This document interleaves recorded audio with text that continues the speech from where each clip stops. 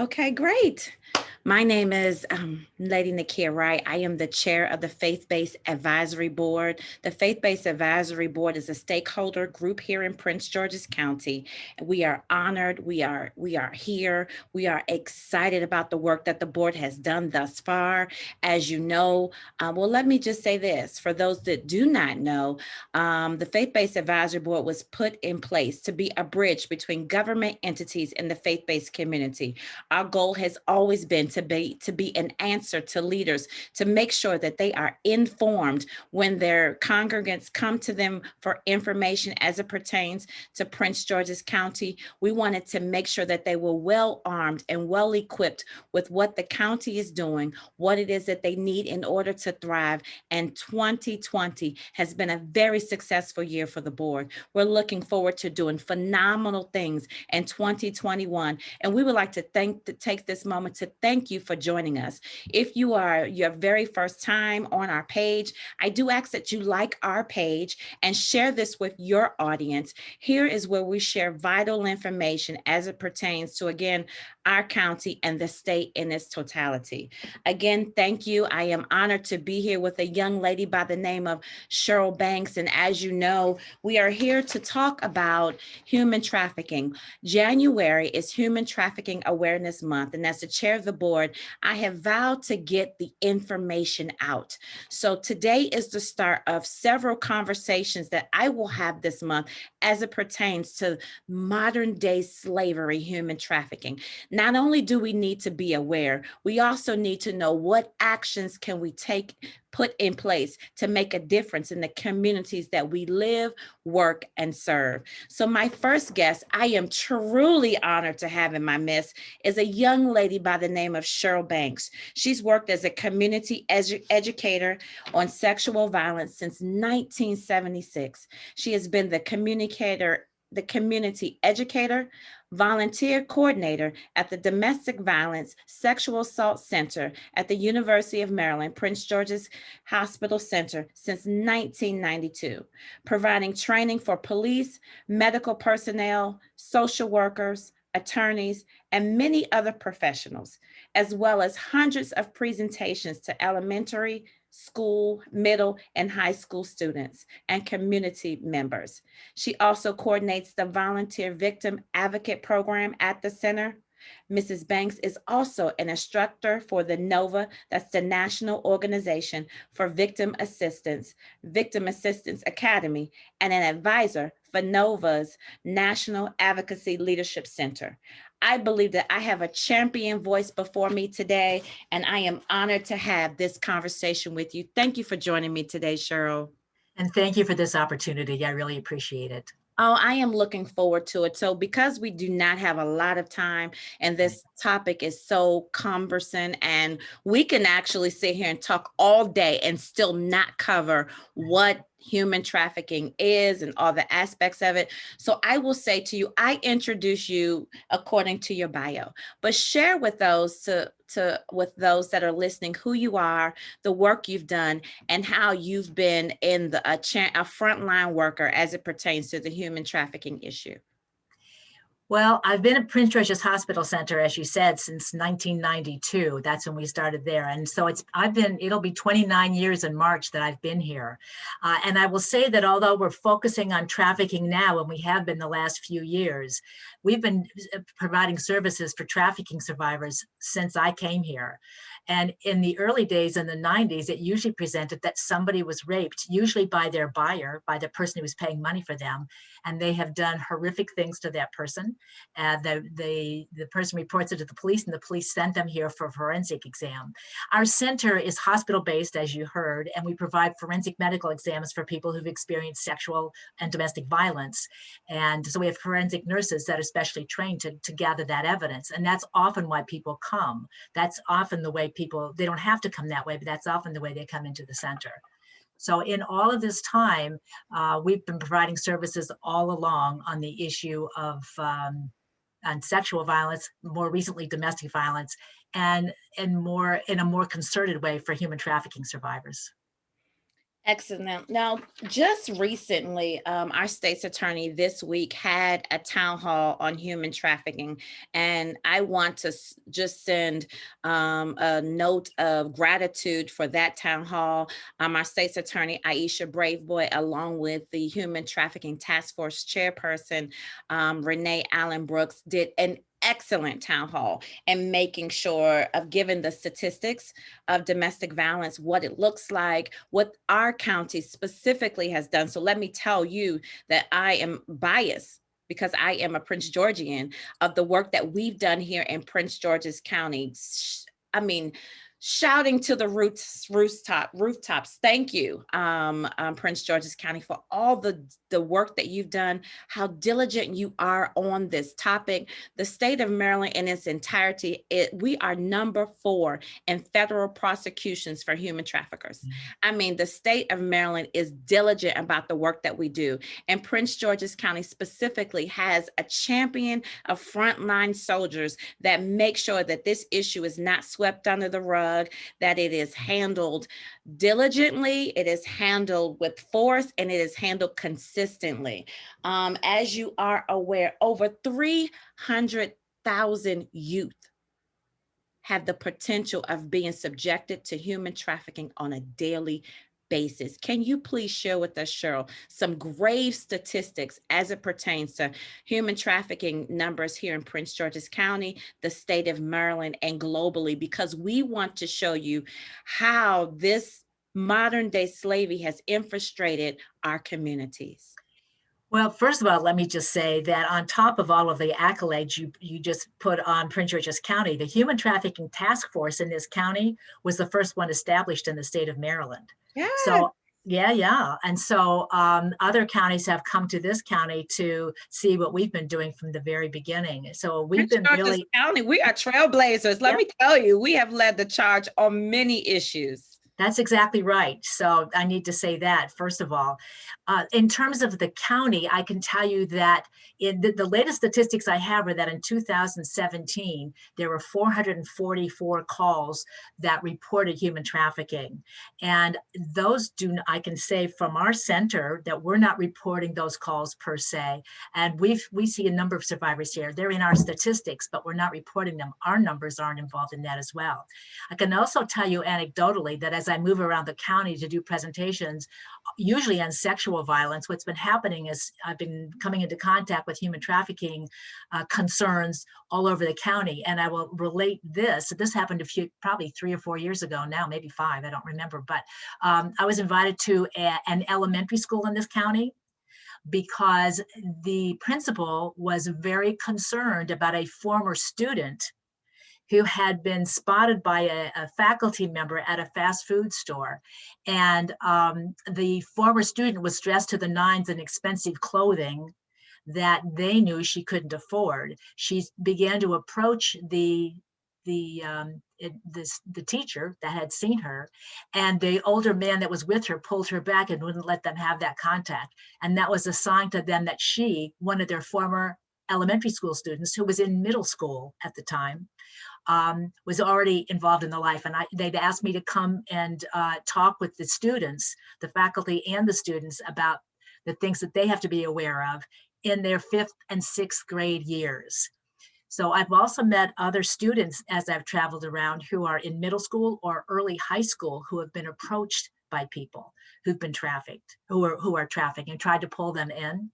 And so it's not uncommon for our middle school and high school students to be approached by people whom they know or people who know somebody else. We had a trafficking survivor here who was working at a fast food restaurant, and one of her coworkers pulled her in, and she was into the life. And she came here because she was horribly abused and wanted to get out.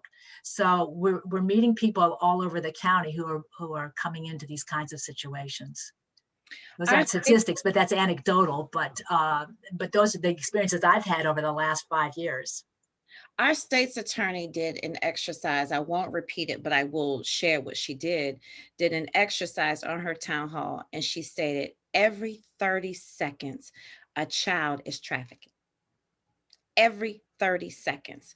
With that is said, for those people who they know they have an idea of what human trafficking is, but they do not know specifically what human trafficking is. Can you please make us aware of what is the definition of human trafficking? And can you give us the different types? Because there's several different types of human trafficking. There are. And when we use the term human trafficking, we talk about sex trafficking, which is what we hear about and talk about most often. We just recently passed a law in Maryland about labor trafficking. And so the task force is now beginning to take that on as well. So there's sex trafficking, labor trafficking, and domestic servitude. And that's people being kept against their will in homes and in domestic situations. So we at the Prince George's Hospital Center basically focus on sex trafficking, although we're getting to be a little more aware of the other two. But we're seeing much more of that and have been involved in that. With regard to sex trafficking, and this is an important thing, it's not just exchanging sex. It's demand where money and sex change hands, but the elements of force, fraud, or coercion are present. And that's for people 18 and older.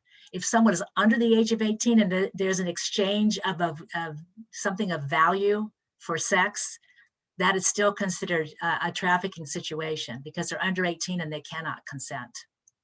And we could spend a lot of time talking about the dynamics of that. I don't think we have time to do all that today, but if people want to take a deeper dive, it gets even uglier than that because there are folks who are willing to not ask about ages and are willing to deal with minors. And that's the sexual exploitation of minors. But under the age of 18, people can't consent. 18 and older, there can be an exchange of something of value for sex. But if the elements of force, fraud, or coercion are present, we're talking about trafficking. And human trafficking does not have a specific look to it. And as the state of Maryland, it is such a prevalent problem in our state because we have access to 3 airports. And because we have access to 3 airports, that makes the state of Maryland extremely vulnerable as it relates to human trafficking. Now, one of the things that you and I discuss, and I want people to know, again, I'm going to use a word that I've used a few moments ago, the grave conditions of what human trafficking looks like. In Prince George's County, one of the most prevalent types of human trafficking is family member trafficking. Can you share with us your background, your information in that area? Because let me tell you something, it pains my heart to hear this. And let me tell you this, we're having this conversation because we would like our faith leaders, our community activists, all of those who are in roles of authority to begin to have these difficult conversations, to form programs within your organizations, within your communities that address the survivor, the trafficker, and the buyer. There's so many components of human trafficking. There's the survivor, there's the trafficker, and there's the buyer. And we can worship with them, we can grocery shop with them, and we never know it. So we're having these conversations so you'll know what it looks like. Not only will you be aware, we can now produce programs and steps to make sure that we abolish this issue. It can be abolished, but it will take a community to do it. So with that being said, in our region, family member trafficking is the most prevalent. Can you just share with us your experience with that? Yes, I will. But before I do that, I need to say this. It's really important. Oftentimes, and I was just asked this the other day by somebody that I know, oftentimes people think that trafficking is that a white van pulls up on the street, grabs our young people, throws in the back of the van, and takes them kicking and screaming off to an unknown destination. I blame SUV for that. I blame SUV for that. There we are. But yes. Honestly, it doesn't happen that way. It does not happen. It is more like, maybe this is a reference that people may not be familiar with, but if you ever watched the movie Pinocchio when you were a kid, where Pinocchio goes to this amusement park, and he goes into the park and he can have anything he wants, a little candy, all the amusement rides, can do all the things he wants to do. But if he stays in the park long enough, he starts to turn into a donkey. That's the point. Or I liken trafficking to a Venus flytrap that is like this, and it has a scent that comes off of it, and lures bugs and insects to come in, and it triggers this little sliver that sticks out, and the fly trap closes. That's what trafficking is. People are lured into this Mm. for various needs, and sometimes it's about modeling. You're so attractive, you really are good, we need to get some pictures of you out there, wouldn't you like to do that? That's an example. Or you're not making much money now, but here's a job that you can do and you're going to get paid for this. One student in the county told me that she had applied for a job as a hostess at a restaurant and she was going to make $30 an hour. Well, I'm thinking, wait a minute, let me see where that is. That was a lot of money when she was telling me that for a high school student, a barely high school student to make. That's the kind of thing where they're lured in by money or modeling or flattery or attention. There's a reason why people go to. So it's not that they're being snatched off the street. It's usually that. We talked earlier, I told you when I became aware of children being trafficked was many years ago. This was in the 90s.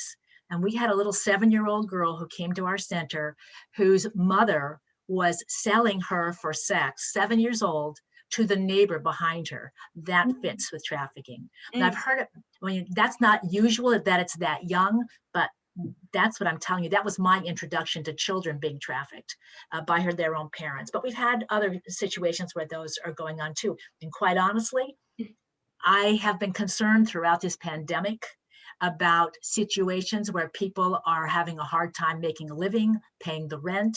I don't know that this has happened, but I worry about when people are desperate, what they will do to be able to stay, to put food on the table or to pay the rent, put a roof over their heads. Sometimes we do things because we have to. I'm not defending, I'm just explaining. So those are the kinds of things. We have had human trafficking by family members as well.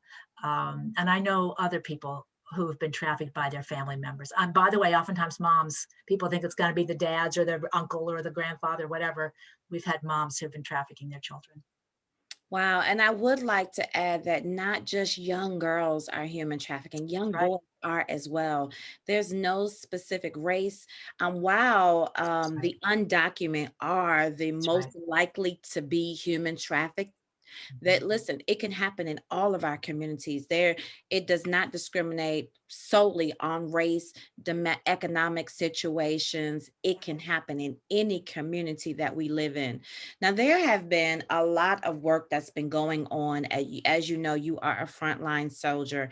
As us as religious leaders, what can we do to be a louder voice, to join you on the journey to being a solution to such a loud problem?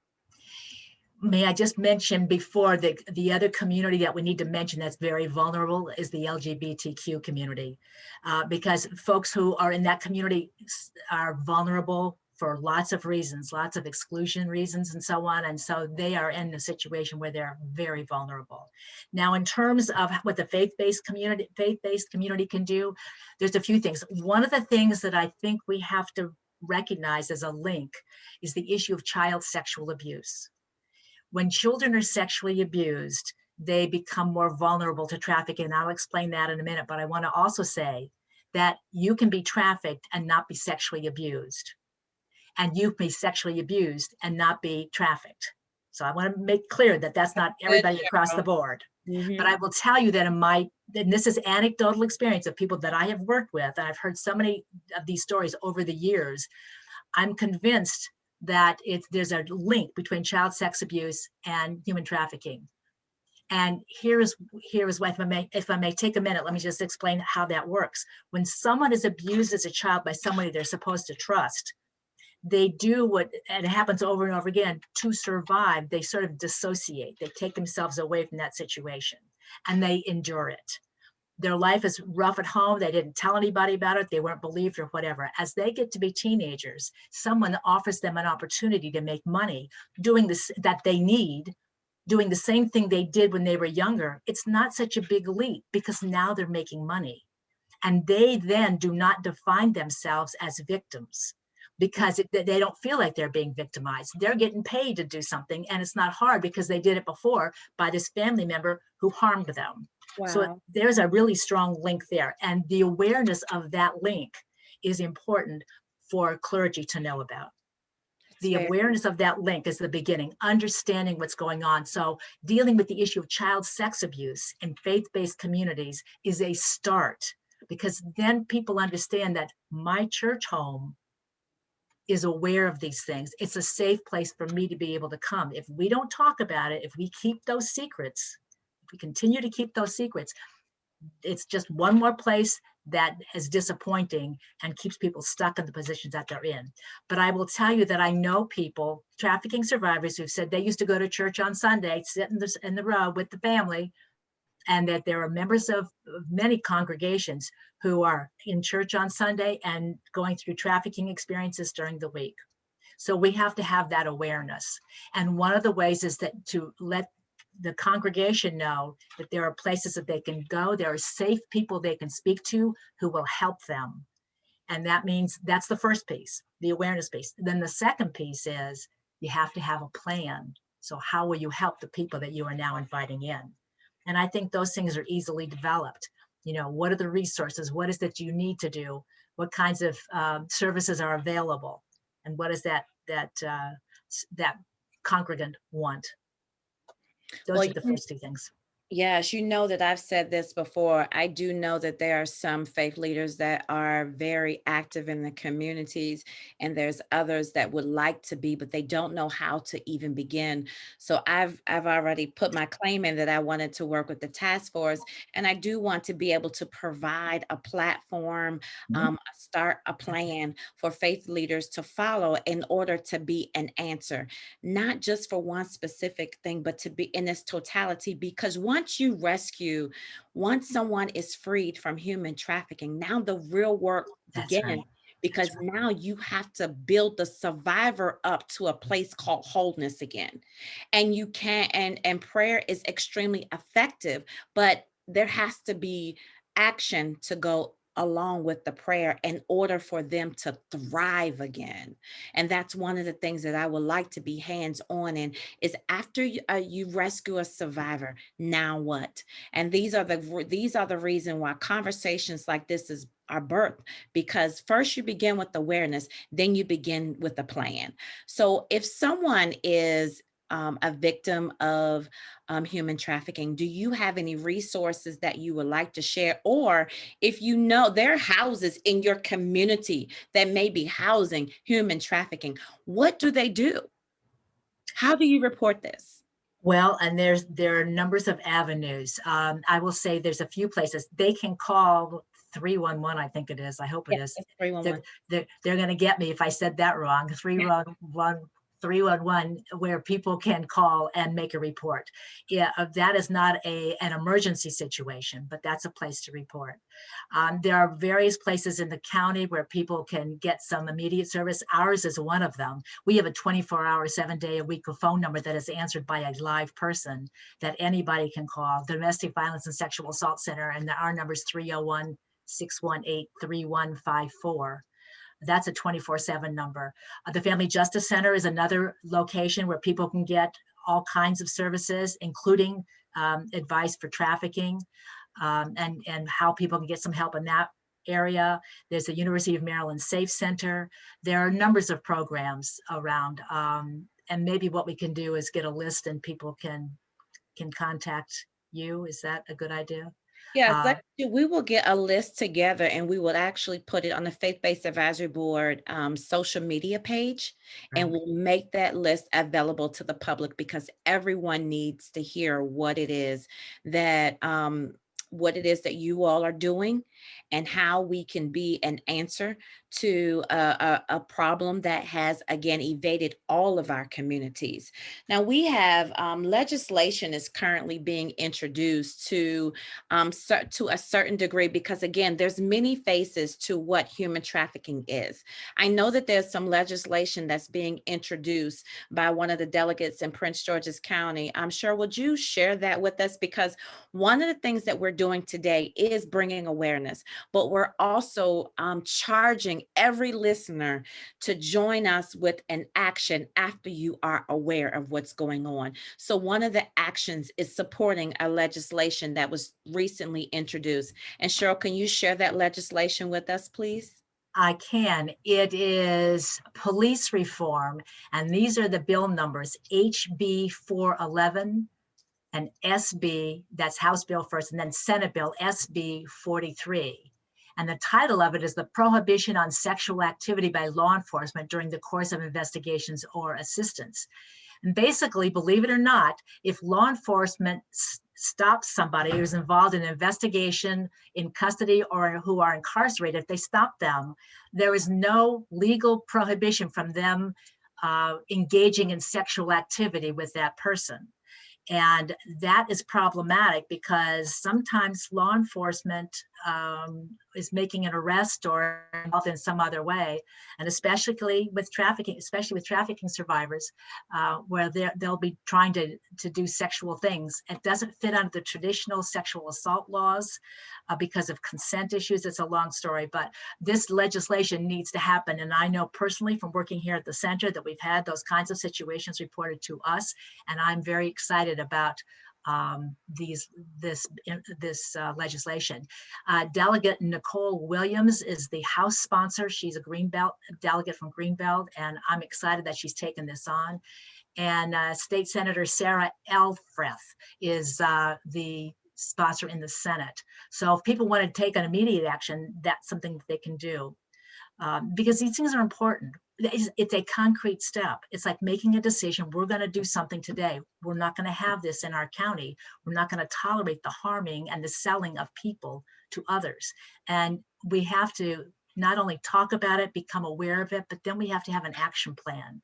And the question is, how are we going to make a difference in this community today? And each day that we do that, we'll switch the community around. We'll shift the paradigm so that we won't be glamorizing trafficking and talking about the money that comes from it and all those kinds of things. We really need to put a spotlight on these things, not just the survivor, but also, as we talked about, the trafficker and the buyers.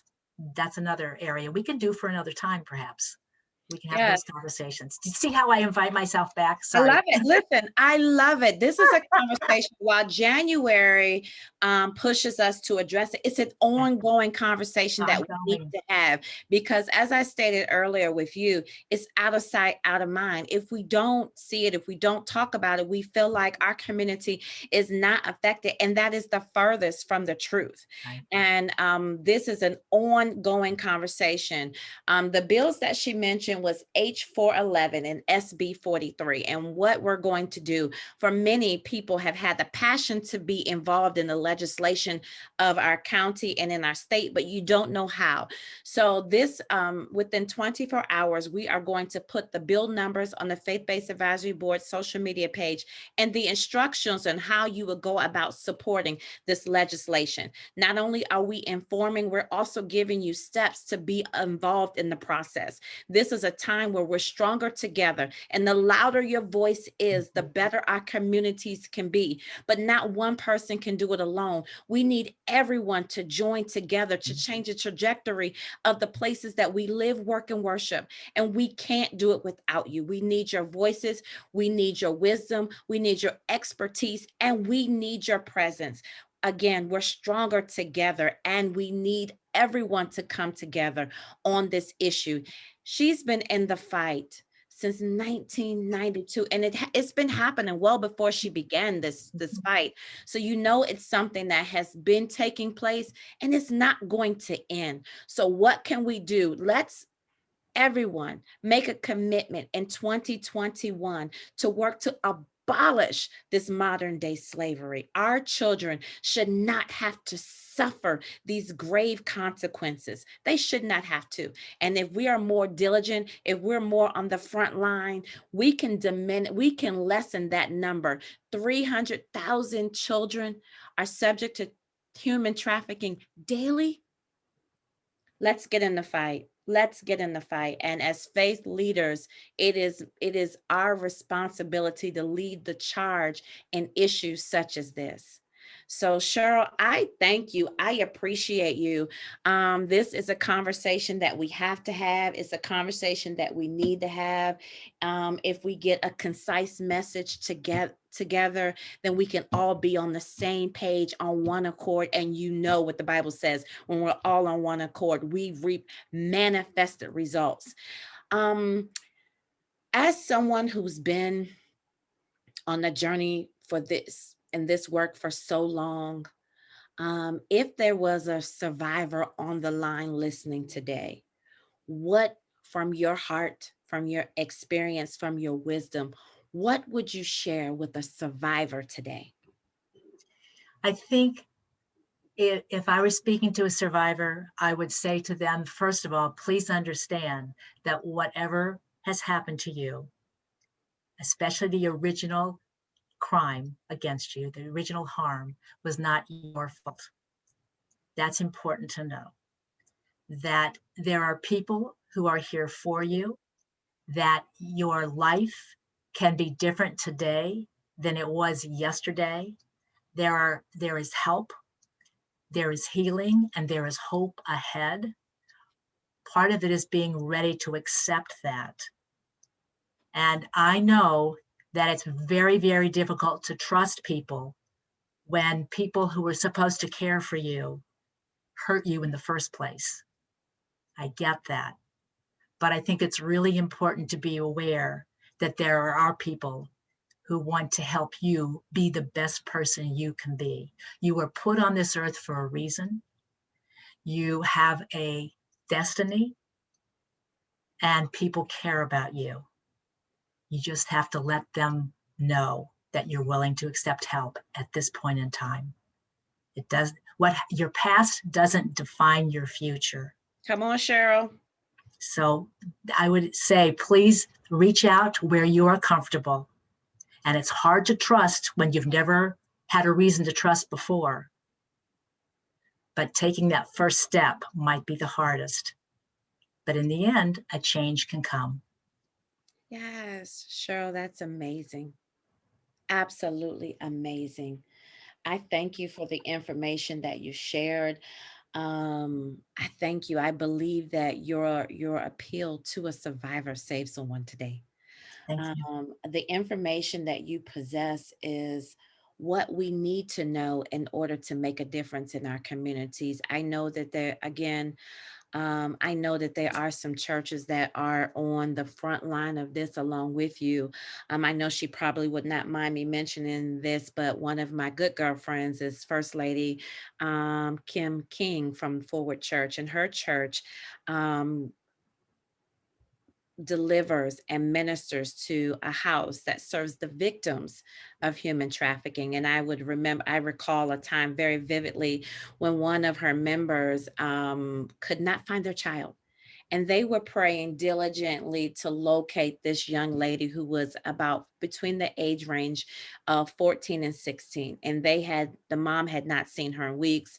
And the Lord placed in Kim's heart where this young lady was. Now, while I would not advise anyone to do this, but her boldness and her courage saved this life. She went directly to the home, which was located right off of Central Avenue, right in the community that we live. She went in that home and she got that little girl out. But the things that she saw in the midst of it was horrifying.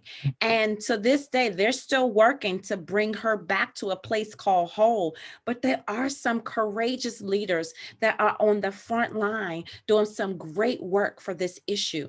So, what I will say to you is continue the work.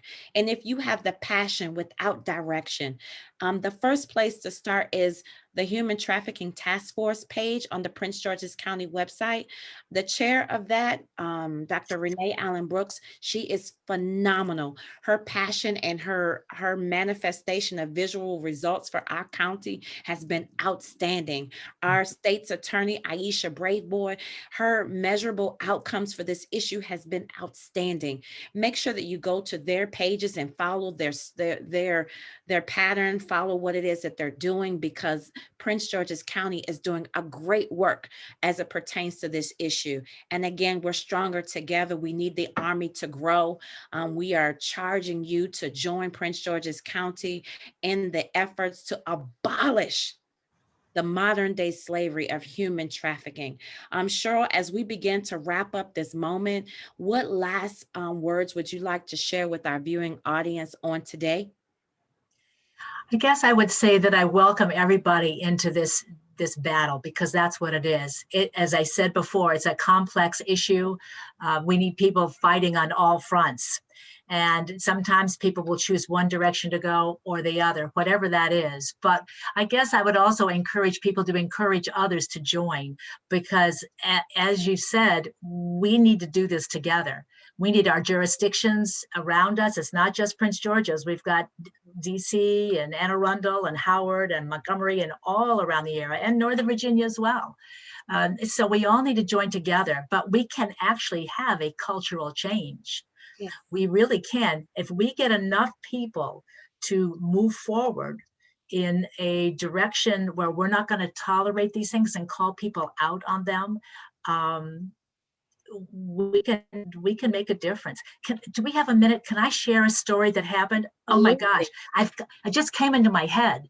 Absolutely. And I think I'm going to share this with you. This is an experience I had a year and a half ago. A friend of mine and I had gone down to DC in the metro, and this relates to trafficking. We were coming back on the metro from DC. It was around 8:15 in the evening. And we were standing in the back of the car, of the metro car. Everybody's getting on board and off. And a man and a woman entered from the middle section. And the woman, maybe in her 30s, the man maybe in his late 40s or 50, got on board, and he was beating her. He was hitting her. And because I've done this work for so long, I didn't even make a decision.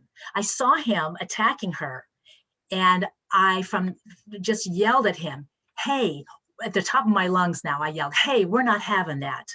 I'm not going to sit there and watch somebody beat somebody." I believe he was trafficking her. That's why I say this. I didn't in the moment. It all happened very quickly. But here's what happened. I just spoke up and thought, I don't think I'm going any further because this could be very dangerous. But when I said that, this is the point. When I said this, I will tell you, all young men, no women, men, started joining in the call. You can't do that. Stop hitting her. I had a whole bunch of young men, all of them under the age of 30, who went out and said, "Stop it." So now he's stopping beating her. And then a man who wasn't paying attention at all stood up and walked over and said something to the man. Don't know what he said. And he took the woman and escorted her back.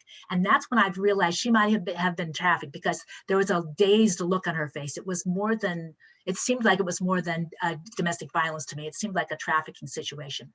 And he put her in and blockaded it so that the abuser couldn't get to her. Next stop, the abuser gets off the train. And then the man who was protecting her said, "What happened?" He hadn't seen what happened. But here's what happened. Anyway, and he was taking her off at the train after that, at the stop after that, to contact the police. All that to say, yeah, I might have said something. But the community support was stunning, and nothing would have happened if those people hadn't joined in. I wasn't going to go to do any more than what I did. But when one person says something, the other people join in. Now you've got a balance of power here, where this guy was scared of these young men who were telling him to knock it off. And by the way, the end of this story is there were 3 little girls sitting behind me, 10, 11, 12, that age range. And they saw the whole thing. So what they saw in that moment was somebody speaking out, the community joining up and protecting this woman. That's the kind of thing that I'm talking about. As we all take little steps to stop something when we see it or act upon it, look at the things that can happen. It's amazing. That's very good. That is excellent.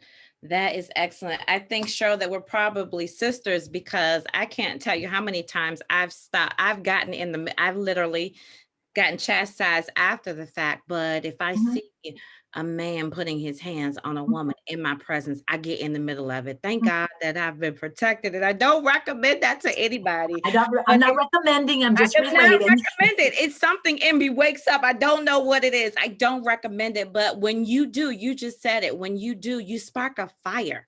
And that fire ignite something in someone else. And together, it was like you said, it was a community effort. It was a community In effort. that moment, you saw what change could do.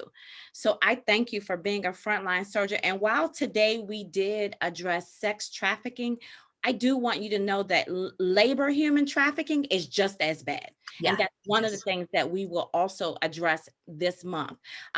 Please be sure to mark your calendars to join me on January the 21st at 6 o'clock p.m., where I will be with the head of the Family Justice Center and the chair of the Women's Commission, Denise McCain. And we're going to continue this much needed conversation. So again, that is January the 21st at 6 o'clock p.m. This video, the replay of this video, will be housed here on the Faith-Based Advisory Board page, as well as our YouTube page. I am also the CEO of an organization called A Woman's Voice Matters. You can also find this video on A Woman's Voice Matters page, because this is an issue that needs to be loud. I do ask that you share it. One of the things that this video will do is offer awareness. And after awareness, we want to create a plan and a plan of action so that we can make a difference in the counties, the states, the city, the community, the nation, globally. We can make a difference. Prince George's County is used to being trailblazers on issues. Human trafficking is one of those issues. We'll continue to lead the charge. We'll continue to be loud. We'll continue to be passionate and consistent. And I know that together we'll make a change that everyone needs in order to abolish this issue. Again, Cheryl, thank you for joining me on today. I look forward to part 2 of this conversation, because there's so much more that we could have talked about today, but we do not take your time lightly. We want to make sure that we kept it under the 45-minute mark, but be sure to join us and share this video. On behalf of myself, the chair of the Faith-Based Advisory Board, I thank you for joining us on today, and be sure to look at our page for action steps for after this moment. Thank you so very much, Cheryl. We'll talk to you soon. Thank you very much. It was my pleasure. Thank you.